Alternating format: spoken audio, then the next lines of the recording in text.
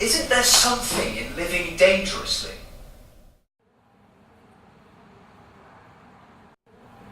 I hope everybody's got their phone on airport or whatever it is mode. Because if you didn't have it on airport mode, you might receive a little electric shock during the event. Yeah? So recent studies in cognitive science establish that you get a little jolt of dopamine every time you get an alert on your mobile phone. Every time you push a button on it or a computer console, you are rewarded. There is a pleasurable sensation. You will have noticed in the flow of your screen-mediated lives that there are a myriad of these little electric shocks going on throughout your day. The only difference between you and the children in Brave New World who are conditioned to hate flowers and beautiful things and books in that way is that your conditioning is happening while you're wide awake. Or are you? Is the current lifestyle of the consumer in fact a kind of waking dream?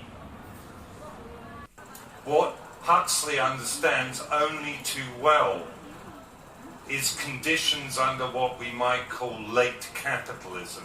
In other words, the kind of neoliberal capitalist societies we live in now. What Huxley understood only too well was that in an economy that is defined by consumption and advertising is the form of behavioural conditioning, everybody will be perfectly pacific as long as their needs and their wants are conflated in their own minds. That is very much the world we're living in. You don't need to be a Marxist to understand that you're a commodity fetishist. You don't need to feel that you've been conditioned to be conditioned. I think that's the real genius of the dystopic future that Huxley summons up in Brave New World. There's no strife, there's no angst. The only angst has to be introduced by an agonist in the form of the savage, who comes from outside the perfect and hermetic world of the one state.